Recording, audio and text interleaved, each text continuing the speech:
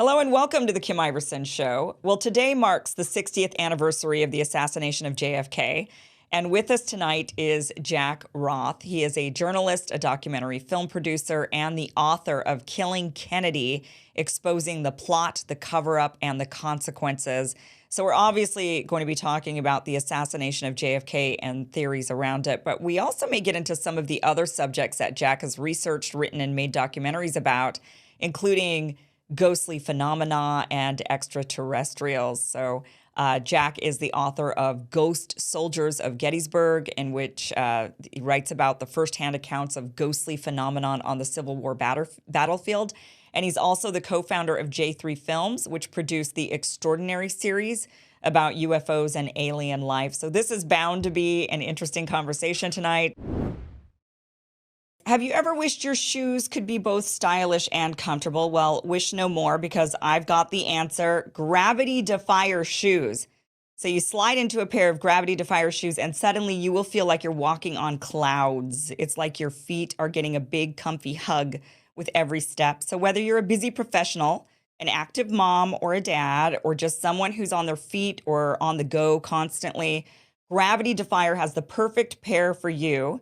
All of you, UCLA Medical Center conducted a double-blind study proving that Gravity Defier shoes reduce 85% of knee pain using their patented shock absorption VersoShock technology. So for a limited time, our friends at Gravity Defier are offering an exclusive limit time Black Friday deal just for being here today. So use code KIM30 for $30 off orders of $100 or more at GDEFY, so GDefy, GDEFY.com, just in time for Black Friday. So from work to workouts, date nights, weekends, Gravity Defier has a style for every occasion. And with this exclusive offer, there's no reason to settle for anything less than the absolute best for your feet, for your knees. So if you're in pain when you walk, head to GDEFY.com, pick your style, and remember to use code KIM30 at checkout for $30 off, $100 or more. This offer does expire November 24th at midnight. So you want to get those now if you're on your feet all day. Jack, welcome to the show. Thank you, Kim. Thank you for having me. So let's start off. Let's talk about the assassination of JFK. You wrote a book about it. There's many, many books out there about the assassination. So what did you cover that was a little different than previous books that were out there? Yeah, exactly. I wanted to approach it a little differently. I knew there were thousands of books out there on the assassination. And so what can I add to this? I felt like I wanted to. I felt like I needed to, because I felt like I wasn't told the truth, and my parents weren't told the truth, and everyone wasn't told the truth. So I thought, well, what can I do? I'm a journalist. It's my background, and I know how to interview people. I think I know the right questions I need to ask. And I said, what if I wanted to interview specific people that would provide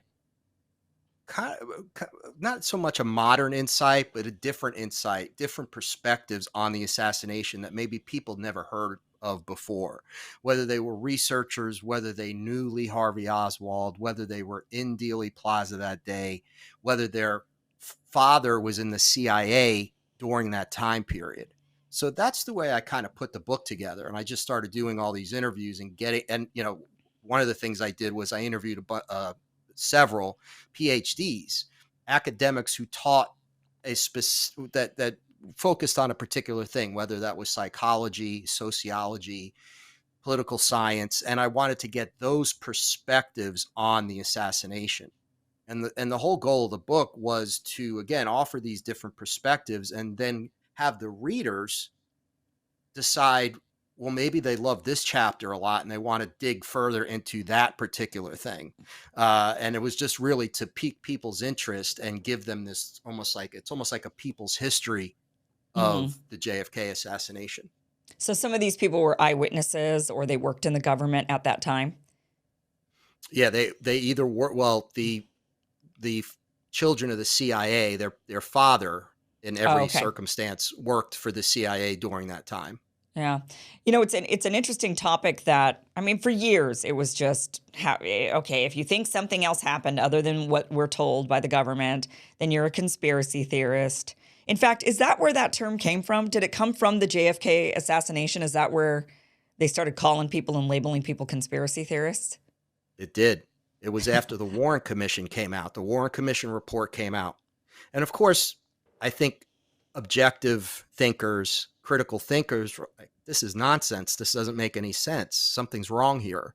So the CIA came out with a memo saying, from now on, anyone who disagrees with the Warren Commission report is to be labeled a conspiracy theorist. And this needs to become a negative term. And the CIA was very good at this kind of propaganda, and they also had control of the narrative because of the mainstream media. They own the mainstream media. And so what happened and what's happened since? Listen, there's a difference between me coming on here and being adamant that the earth is flat. You would have, you would be like, listen, I appreciate your opinion, but come on, right? There's that, right? But Right. then the Kennedy assassination is really, the fact that it is still a conspiracy theory is mind-boggling to me. But it worked. What the CIA did worked, and they got away with it because they were able to label people as such. And there's a lot of other psychological reasons, but that's one of the main ones. Yeah, and then it makes us wonder how many other times have they done this? They've of course they still use the term conspiracy theorist to smear people. We get labeled that. I've been labeled that. I think anybody who's speaking truth about other than what the government narrative is gets labeled a conspiracy theorist. Even after we're proven right, then we're still conspiracy theorists, when you Wikipedia, Google search or whatever. I mean, it's just Right. ridiculous. But then it makes me wonder how else they've smeared people. What other labels have they used to slap on people to make them pariahs of society? So that, because conspiracy theorists now, I don't think as many people pay attention to that labeling anymore. I think more and more people are waking up to it of like, oh yeah, another conspiracy theorist, just because they don't go along with the government narrative. So I wonder what other labels they've slapped onto people to make them, to delegitimize them, to make it to where people are like, well, I don't want to listen to that guy because that guy is, I don't know, like something really awful. I don't know do you have any idea of what else they've used? Well, yeah, and you have to be very, very careful because, again, they have their methods. And when I say they, yes, it's the CIA. The intelligence agencies are masters at this, and they have been for a long time. But it's anyone can use that and say, well, you're just a conspiracy theorist, or you're just, you're misinformed, or you're brainwashed, or Yeah, whatever it might be. And but I dedicated the entire introduction of the book going over what a conspiracy was, what corruption was, and what a cover up was. I call it the 3 C's. And I wanted to make sure I actually had to do this. So this is very relevant. I was like, I want to make sure that people understand that not all conspiracy theories are created equal. And that in the Kennedy assassination situation, it's definitely not created equal and can't be compared to some of these other things. And you're right, though, many of these other conspiracy theories over the years have turned out to become conspiracies, period. They right. were conspiracies.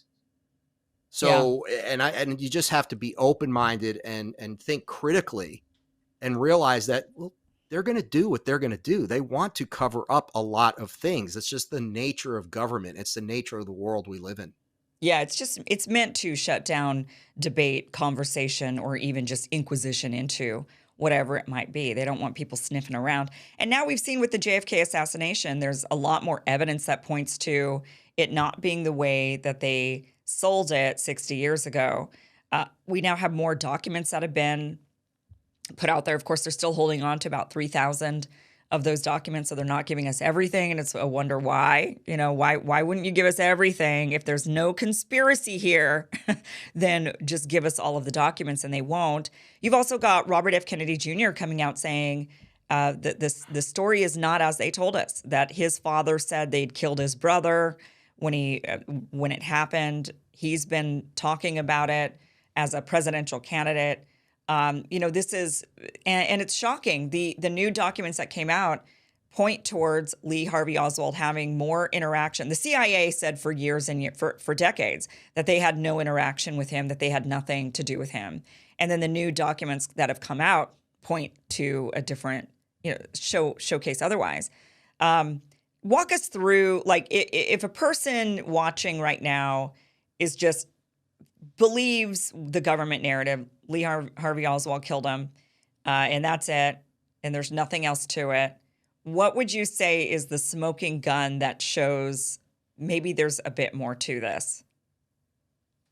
Yeah, that's a great, great question.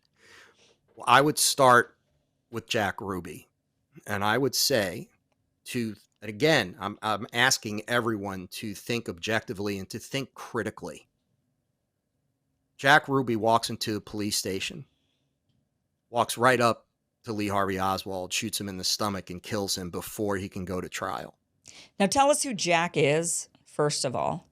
Okay, so Jack Ruby, nightclub owner, owned the Carousel nightclub in Dallas, but he was mob. He was up to his eyeballs in mob stuff. It was a mob fronted place. He was very familiar with not only the Dallas mob, but also the New Orleans mob. Him and Oswald were seen together in New Orleans. They both knew Carlos Marcello. They knew each other. Oswald and Ruby knew each other.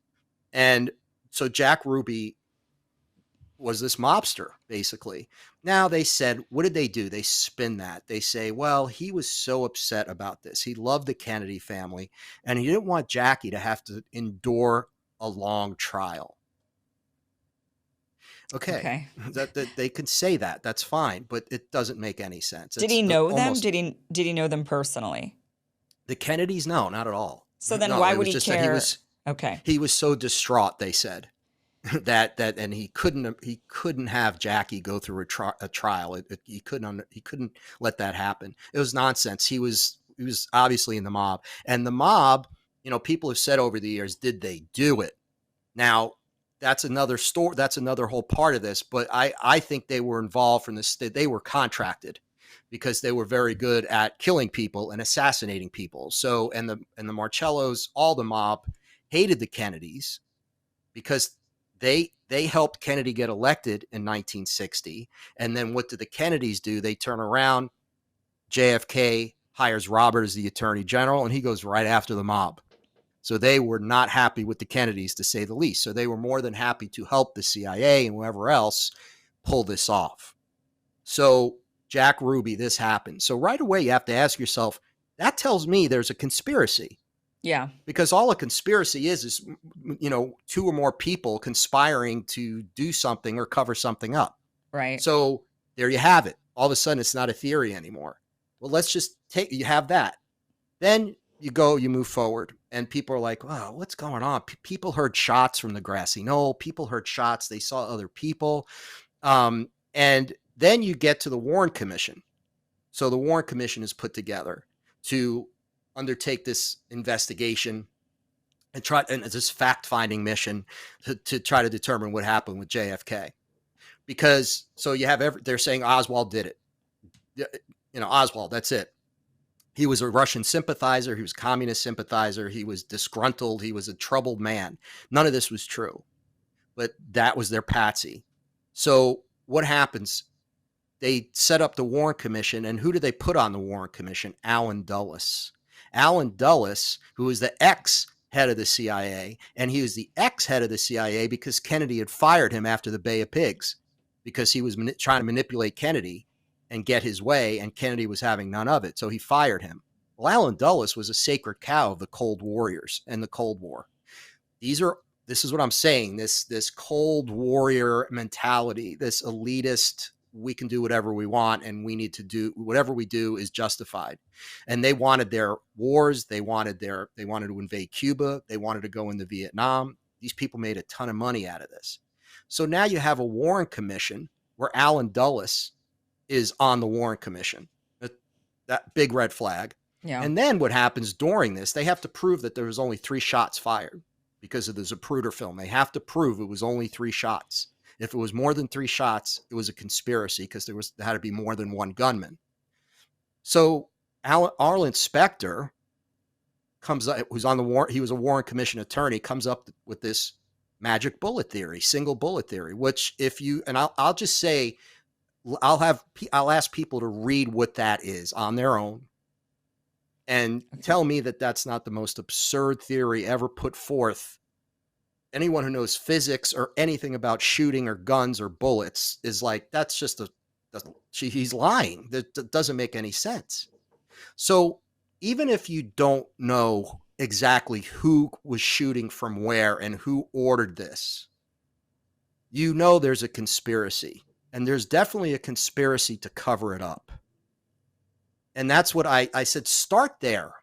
Start there and then read the dozens of absolutely phenomenal books written by researchers who dedicated their entire lives to going down that one rabbit hole.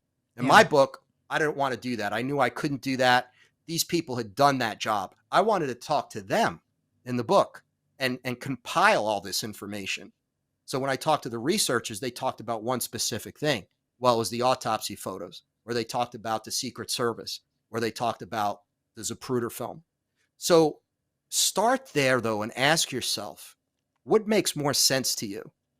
That this one guy was able to do all these things. And if you go back and see what he was doing in New Orleans before that, it becomes very clear, which is becoming more clear now, that he was an intelligence operative. He worked for the CIA. He was in the false defector program. That's why he defected to Russia and then came back, and no one seemed to care that they didn't even barely interviewed him when he came back. Right. Because they knew he was a CIA guy. It was a false defector program. Yeah. To infiltrate. Correct. So there's a lot of other questions too, like how could Jack Ruby just walk right into a police station and get right to Lee Harvey Oswald? Like, where is there? Do you have any information on that? Was he able to just? I mean, I can't walk into a police station and just get right to the person who may have assassinated a sitting U.S. president. That seems like that person would be more under lock and key. So, what kind of access did he have, and what kind of or inside people he knew to get him that close? Well, a lot of police officers used to go to his nightclub. So Oh, he did have contacts at the police station. He could have gotten in. But yeah, considering the stakes, if you look at the footage, he just basically walks right up to right, Oswald, shoots him in the stomach, right, and that was it. And then they react slowly. It was already over. Oswald was going to die at that point. You shoot someone in the stomach like that. But so yeah, but here's the thing. It's Ruby, but there's so many little things that had to happen along the way. And let's go back to that summer in New Orleans and all the shenanigans that were going on in New Orleans. There were so many things that had to be set up that you ask questions about. Well, wait a minute. So how did David Ferry, so Ferry knew Oswald and Ferry knew Ruby and they all knew Marcello and they all blah, blah, blah. And you start piecing it together. And that's what I'm saying. How did Ruby manage to do that? But there's also about 2,000 more of those questions, little questions of, well, how did he do that?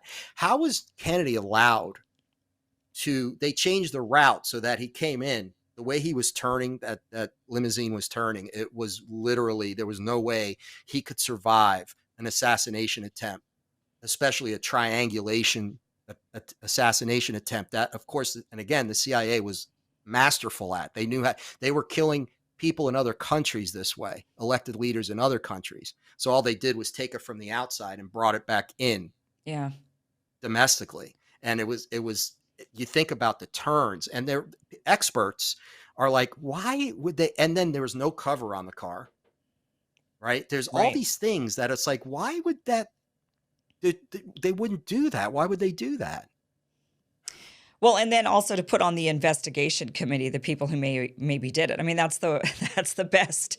It's like cops when cops commit crime, and then cops are the ones investigating the crime that they committed. And it's like, well, we didn't do it. It Yeah, wasn't us. They can definitely manipulate evidence and point the finger in other directions, and then say you're a conspiracy theorist if you don't believe us.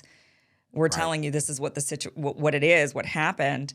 So who do you think did it then? I mean, everybody you've interviewed, all the books you've read, all the research you've done, Was it the mob? Was it the CIA, them together, working together? What would have been the reason? Like, who did it from all the research you've done, and what was their reasoning for doing it? Okay. Based on the research I've done and the people I've spoken to, I came up to a conclusion. So, and I preface this by saying I wasn't there that day. I wasn't standing behind the grassy knoll, so I saw a second shooter. I wasn't on the sixth floor of the depository, and Oswald wasn't there, right? I wasn't in that room, whatever that room was, where these very powerful individuals got together and said, Kennedy's got to go. I wasn't there. So I Right. can't say definitively who killed Kennedy, but I can with confidence say a couple of things. One, I tell people that the Cold War and its cold warriors killed JFK. And it was basically the times in which he governed that killed JFK. He walked into a powder keg in 1961. And this is what happened. There's a series of events. 1961, you have the Bay of Pigs. What that was the CIA's operation with Cuban nationals, Cuban exiles who wanted to go back into Cuba and take back Cuba from Castro. Yeah. The United States had a lot of interests in Cuba in the late 50s. And when Castro took over, it was cost them a lot of money. It wasn't just about communism, it was about money. And the mob lost a ton of money because they had casinos there. So you have all these people on the same page. We need to go back in the Cuba and take it back over. And the Cuban nationals, they want their country back. They hate Castro. So the Bay of Pigs, they train them. They get them ready to go. Allen Dulles pushes Kennedy into a corner. He lies to him about what it's going to be. And then at the last minute, it's like, well, you have to provide air support. They're getting slaughtered. Kennedy doesn't acquiesce. It's a failure. Publicly, Kennedy takes the blame. Behind closed doors, he's furious at the CIA. He fires Allen Dulles. 1962, Cuban Missile Crisis. This is where Kennedy realizes that we were this close to a nuclear war, and tens of millions of Americans could have died. Tens of millions of, millions of Cubans. It could have been a world war. It could have been absolutely devastating. Kennedy realizes now what he's up against, and he realizes that he can't let this happen. So he starts to go behind back channels with Khrushchev for détente. This is when he starts having those conversations with Khrushchev about a joint space program, détente in Cuba. Let's ease tensions. This is not going to work out well for anyone. And Khrushchev, to his credit, agreed with Kennedy. They became friends, I should say friendly, because of this.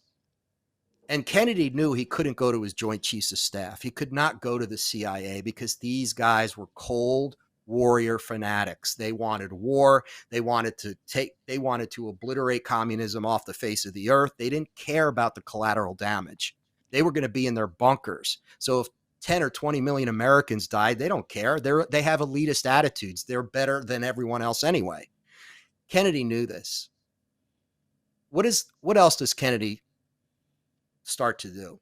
He realizes that the CIA they're going into countries all over the world, Africa, Central America, South America, and they're manipulating these countries and making fortunes on manipulating the countries. Whether it's through assassinations, they organize coup attempts. They have companies like the United Fruit Company who's there making millions and billions of dollars, and they all have major stock. Allen Dulles and his brother John Foster Dulles have major stock shares in the United Fruit Company. So they have a vested interest in being in these countries and manipulating these countries.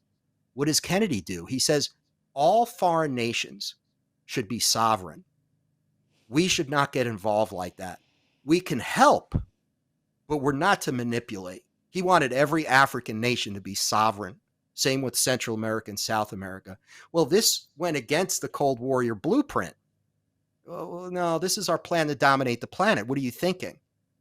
And then, of course, Vietnam. Kennedy sees what's going on there. McNamara, Secretary of State, he goes over there. He comes back, and he's telling Kennedy, we can't win this war. The French got their butts kicked it'll be the same thing with us unless we drop nukes. Mm-hmm. Kennedy knows what's going to happen. It's going to be a quagmire. That's why he says, I want all forces out. We had advisors there, but he wanted to lower the numbers, certainly of the soldiers who were there. And again, this went against everything that the CIA and the Joint Chiefs of Staff and these very powerful interests, right, had planned.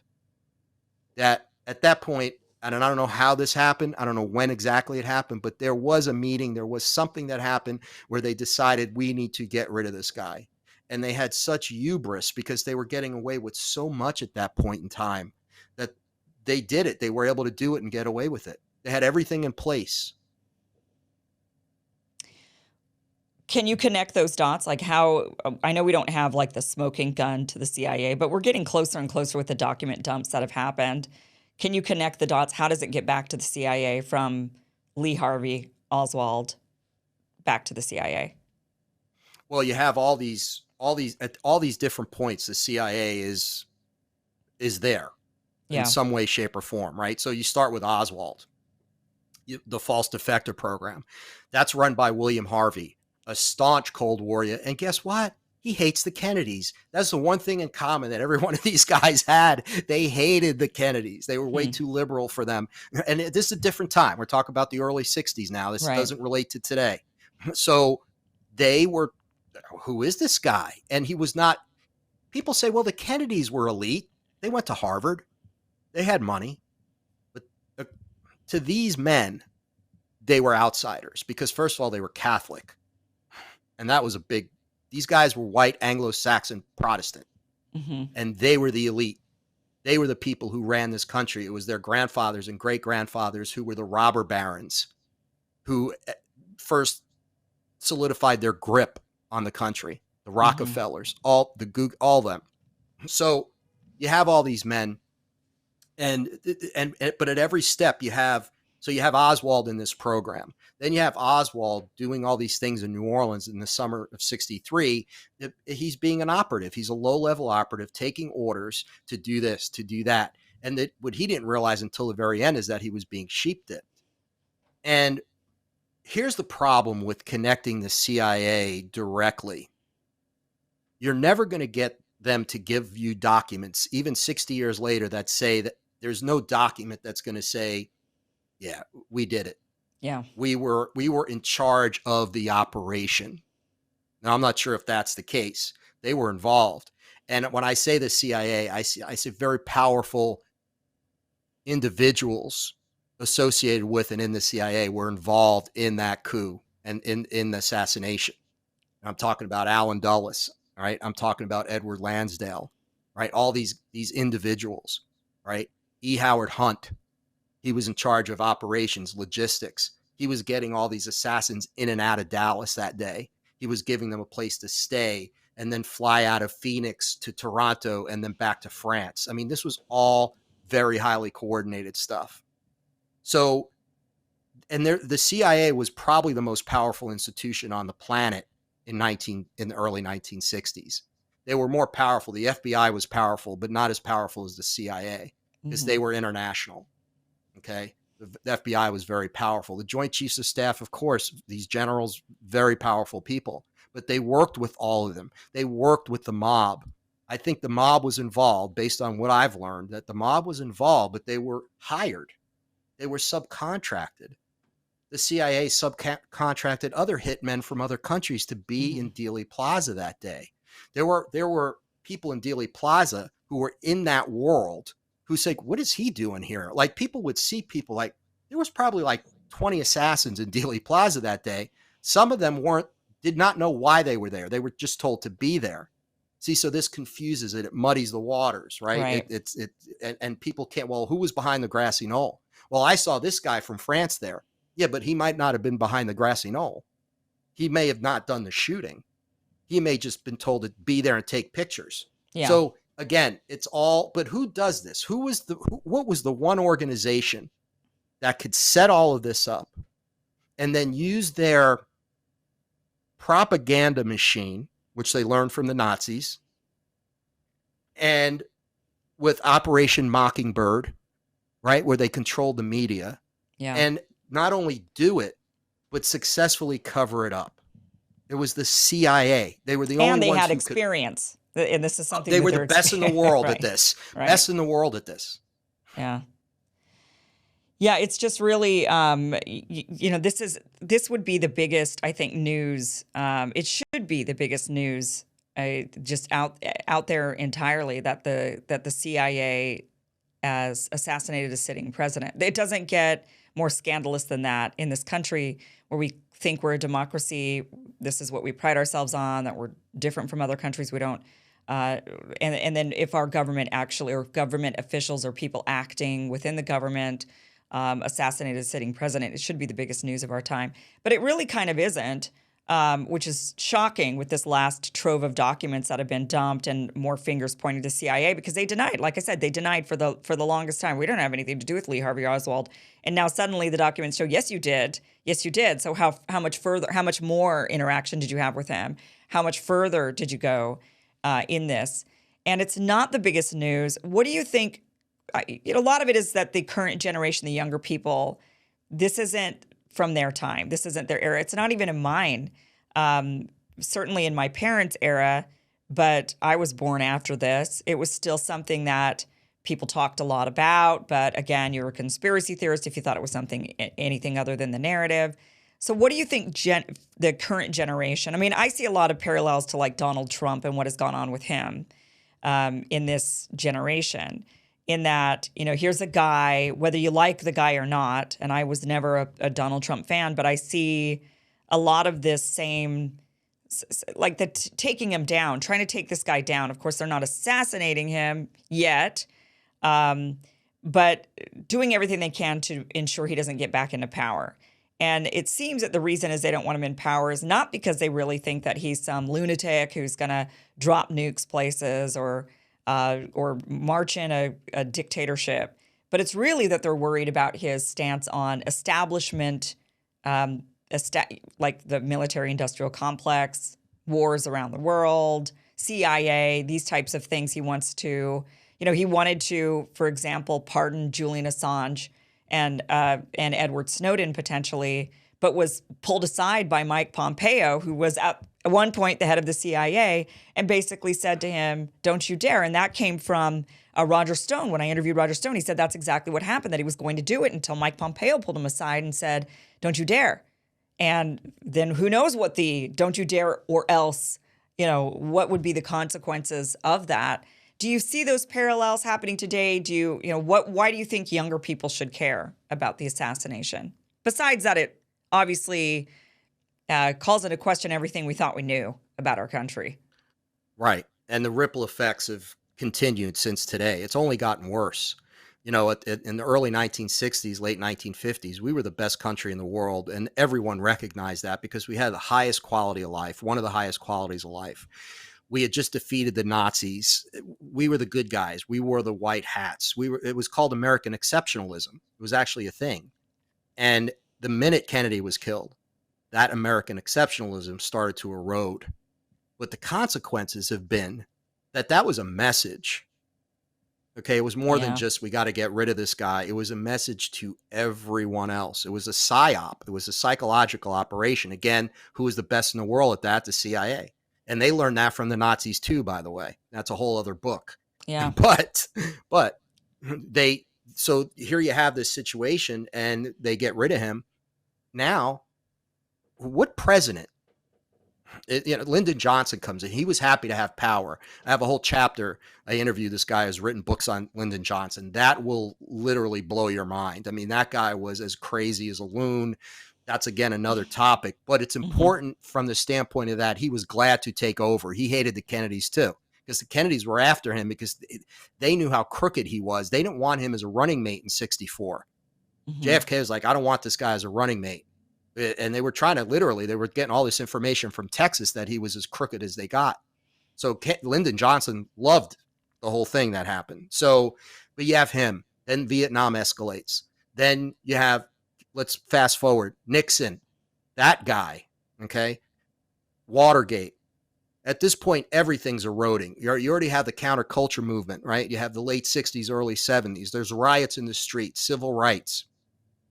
And I say this because that's one of the reasons why the CIA can't just come out today and say, "Oh yeah, we did it. Sorry." Yeah. The people might be dead, but the institutions still remain, and there's a status quo, and they want to maintain the status quo because the status quo for them is a great world to live in. They're not struggling with money. They're not sending their sons to war.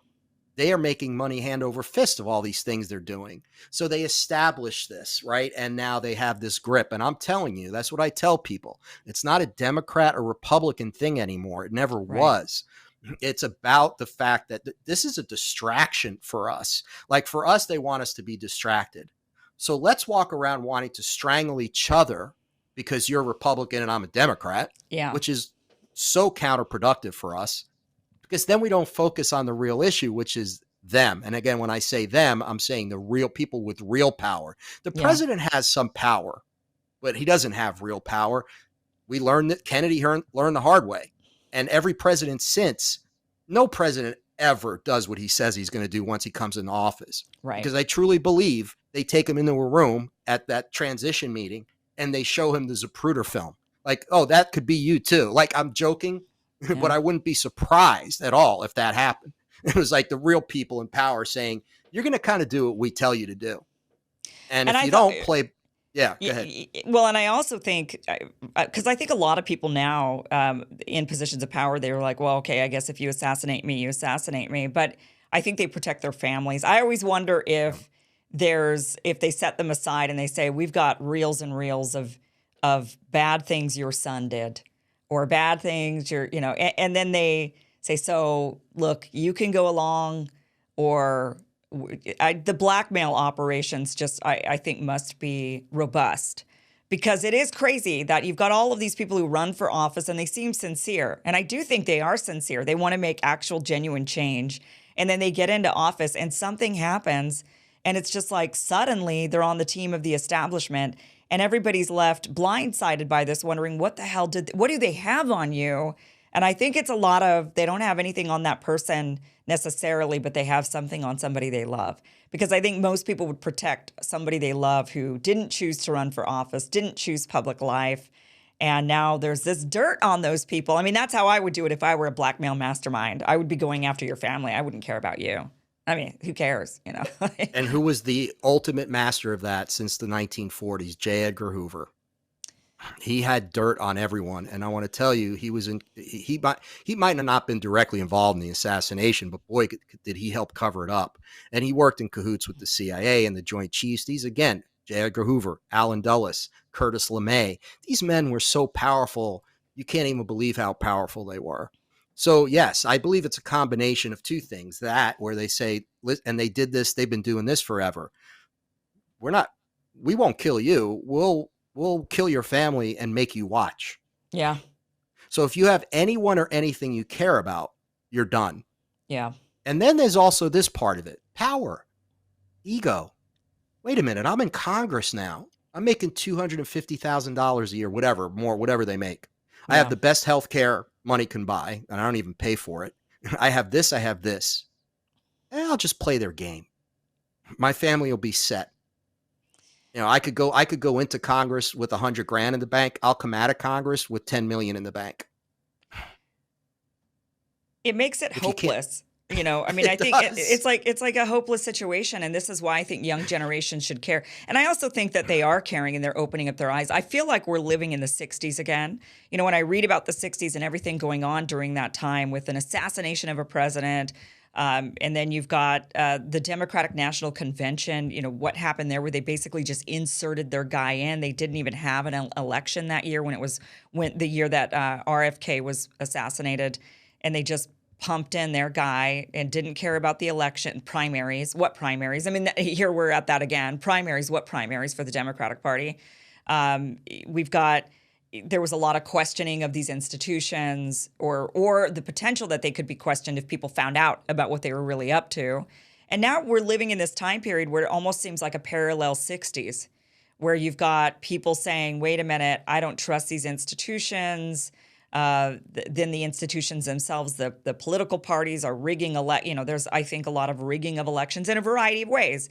however one may rig an election, be it inserting their own candidate into a primary or what. So it seems like, and then again, Donald Trump, and they're just going after this guy, impeachment after impeachment after case, legal case after legal case after legal case, clearly with the attempt. And they just recently tried to get him taken off the ballot in Colorado. I mean, talk about the most anti-democratic thing to do is to actually try and rip his name off of the election ballot. Oh, don't give people a choice. Don't let them vote for who they want. We don't trust the people. Luckily, they lost that case. That they just recently lost that case a couple of days ago. So his name will be on the ballot. But it just seems like we're living in this parallel 60s universe again. And then it makes me wonder, how did they get out of that time period and get things back to normal? And will they, to where people stop questioning, just go along, get along? And will they do that again? Will they be successful in doing that again and getting us to just back into zombie blind, like, okay, just whatever the government says? I don't know if they're going to be able to do it this time. They don't. I'll tell you why I don't think so. The problem with Trump is that he's his own worst enemy. The problem with Trump is that I say this having been born and raised in New York and having lived in New York City and having seen everything about this family. And I'm telling you, and it might upset some of your viewers, but these people are grifters. These people are bad news. Like you said, I don't necessarily like the guy. No, because he really is a despicable human being. Now, he might have these ideas of, well, I want to change this and that. And people are like, yeah, we need to change this and that. Absolutely. Go for it. That I get. But he's in it for himself. That's the difference. Someone asked me to compare him and Kennedy. I'm like, there's no comparison. JFK. Well, I don't know. I think JFK was also a narcissist. I mean, when you look at his history, his personal life, the way he conducted himself, this was an immoral person, somebody who lacked ethics, somebody who lacked principles in a lot of ways. Very similar narcissism. It's just one is more on display because he's got Twitter. He says there's one. Here's the thing about Kennedy, and I agree with you. He was a shallow person. Yeah. Because he had everything given. He was a womanizer of the first order. Mm-hmm. Very much like Trump. I mean, all these people with status, they do whatever they want to do. Yeah. And a lot of it's illegal, right? So, but here you have JFK, but he takes office, and it's what happens after he takes office, where this man grew as a person. I interviewed a couple people for the book, and when you read the book, you'll see this. He changed. He realized that, you know what? I can't let this happen. I have to do something about this. And was he still a womanizer? Of course he was. He was always going to be. That was a psychological thing from his childhood. But and we know he was courageous because of what he did in World War II. He had a lot of good qualities, and he was an incredibly intelligent man. I mean, truly intelligent, and a great speaker, a great orator. But he changed in the 3 years he was in office. You look at the speeches he was giving in 1961, and then look at the American University speech he gave in 63. This was a changed man. This was a better man. And I don't get too much into. I say this, the Kennedys were flawed. Robert as well. There was hubris there. Yeah. I think it was the hubris that got him killed because they never really thought they won't kill us. Well, they killed both of them, right? So you have to have a bit of that egotistical kind of mentality, like, oh, no, they won't do it to me. They can't do it to me, right? Well, with them also, I think that what else could you do to them besides assassinate them? Everybody knew they had these character flaws, right? Everybody knew about those character flaws. So it's not like you're going to expose an affair. And what would that have done to the Kennedys? I mean, okay, so they're womanizers. They sleep around. Like, people know back then, people didn't care. Right, and people didn't care. So, and even now, I don't think, everybody's, oh yeah, him and his brother had an affair with Marilyn Monroe or whoever else, right? So I don't think so. What the typical blackmailing that you would do on any other politician who had their shiny family life, nuclear family life, in order to that's what they were holding on to. Like, I'm a good family man, Christian, go to church, all these things. Suddenly with the Kennedys, they almost couldn't do that because it was like, yeah, whatever. So the only thing there was left to do was to assassinate them.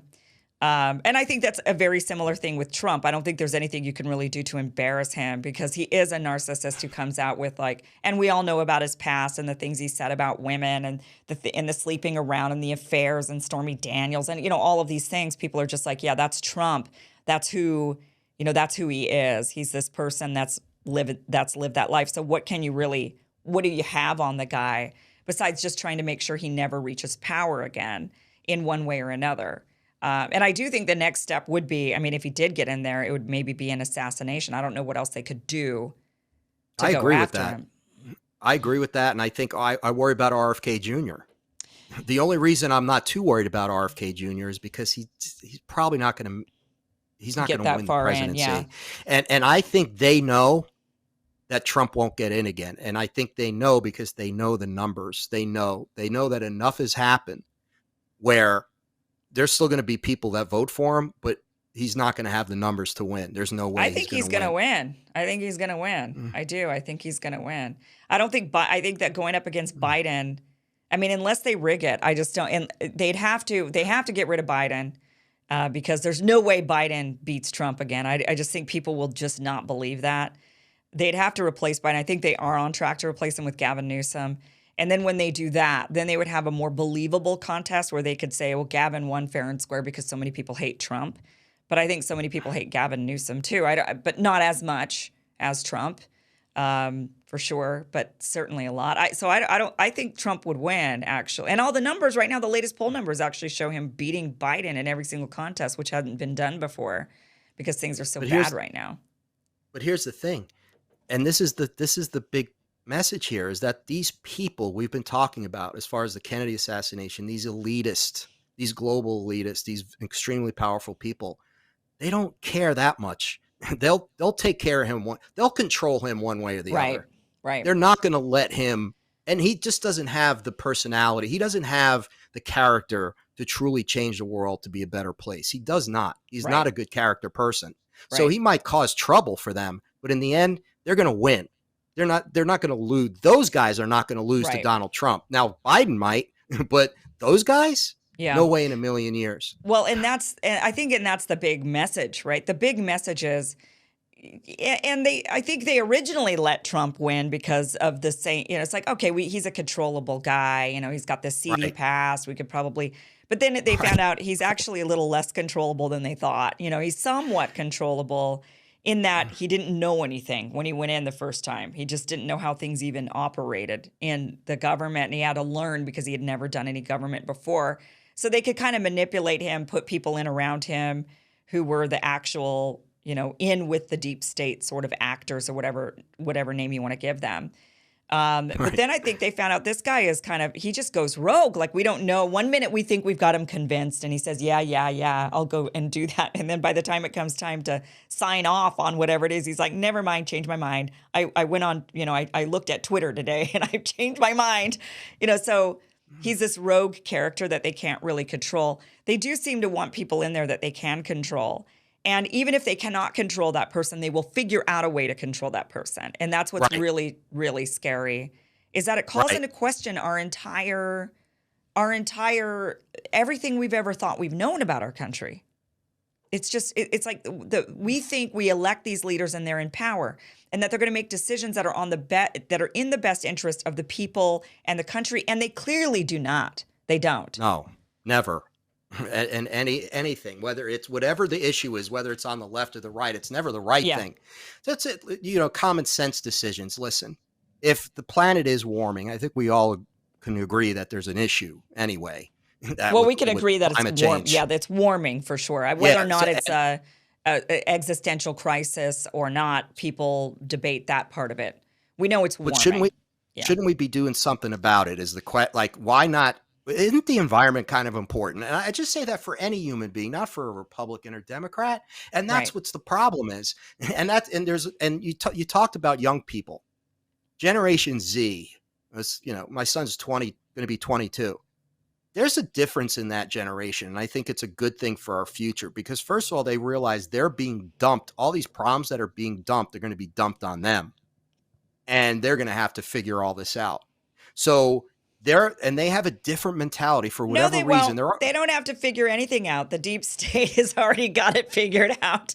They're going to just roll in there. It's going to be the same crap over and over and over. No one's, that's the problem, right? The problem is no one's actually going to correct anything. No one's going to fix anything. And these young people are just, they're no different than you or I. I mean, we inherited a government that made all the decisions, whether or not we wanted those decisions made for us or not. yeah, true. And listen, you had the counterculture movement. And that, like you said, that was a big shakeup. That was a major thing in the 60s and the late Yeah. 60s and early 70s. But they No got it question under about it. control. They You know, figured out a way. yeah, the CIA and the FBI infiltrated all of that. Yeah. All of that. They were totally on top of that. And to an extent, that's why people ask me, Kim, they say, what can we do? And I say, do your show, write a book, because it's like, it has to be almost an individual, like, do what you can, do what you can. If I open up 5 minds because of the book, I'm proud of that. If I can get people to think critically about the Kennedy assassination again and actually have young people actually even care about the Kennedy assassination again, I did my job. Yeah. And you try to make a better world for your children and your grandchildren. You try to do the right thing. But we are under a iron grip. And I don't have an answer. I can't give like this very holiday-ish Frank Capra, everything's going to be okay answer.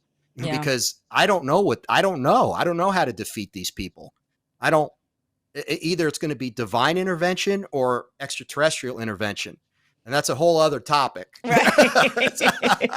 I thought about that the other day. I was sitting there thinking, I think the only way that humanity stops warring with one another, killing each other, how do we get to the next layer of enlightenment as a globe is probably aliens, right? That seems to be the only, it's like war with the aliens, and we all have to come together as human people. And because when you look through history and you see when tribes would come together and form nations, we have entire nations now formed from these tribes. And it was because they were fighting against other nations made up of other tribes. And it's the fighting, unfortunately, is what brings us together in a sick way. It's very sick, but it is what brings us together. Like even 9/11, something tragic happens and we come together as a country, and then we're all of a sudden in unison for a war against another country. But maybe it would have to be aliens coming to Earth. I wanted to get into that. We don't have time to get into all of that because we'll have to have you back to talk about these other interesting topics that you have researched and gotten into and made documentary films on. People could also just watch the films. That would be really interesting, and read the books. But before we wrap this up, it's just going on to what you just said, that what can we do? Well, we can write books, we could talk, we could do our shows. But I want to bring up Dorothy. What was her last name? She was the one who was killed. Dorothy Kilgallen. Kilgallen, yes. So Dorothy was hot on the trail at the time. And this is just one of those other twists to the JFK assassination story that, okay, you've got Lee Harvey Oswald who if you go along the line, kills the president. 2 days later, gets killed him. An assassin assassinates the assassin, which is already right there odd. And then Jack Ruby, didn't he make claims that the government had poisoned him or that because he gets incarcerated and then he gets really sick? Right. And he's saying, they did this to me. I didn't get sick on my own. Correct. And he said plainly that he couldn't, if he told us what he really knew, it would be really bad. So he said straight out why didn't he just tell us? He was already going to die. If he knew he was going to die, just tell us. Well, apparently he told Dorothy Kilgallen because she was able to interview him. So and tell all us of her who notes, Dorothy is. Tell us who Dorothy is. All right. It's again, within these other stories that I went into in the research and the people I interviewed. And let's not forget also Mary Pinchot Meyer, who was also killed. And she was a socialite in Washington, D.C. Again, different story. But Dorothy Kilgallen was a journalist. She was a talk show celebrity. She was on What's My Line. She was very popular back then. She was this just vibrant personality, and she was very popular. A lot of people read her column. Well, she was a journalist by nature. So when all this went down, and then, she knew there was something not right about this. So she wanted to get to Ruby, because Ruby, of course, was that one of the key pieces of the puzzle, especially at the time. So it was like, if I get to Ruby and he tells me stuff, I could crack this case.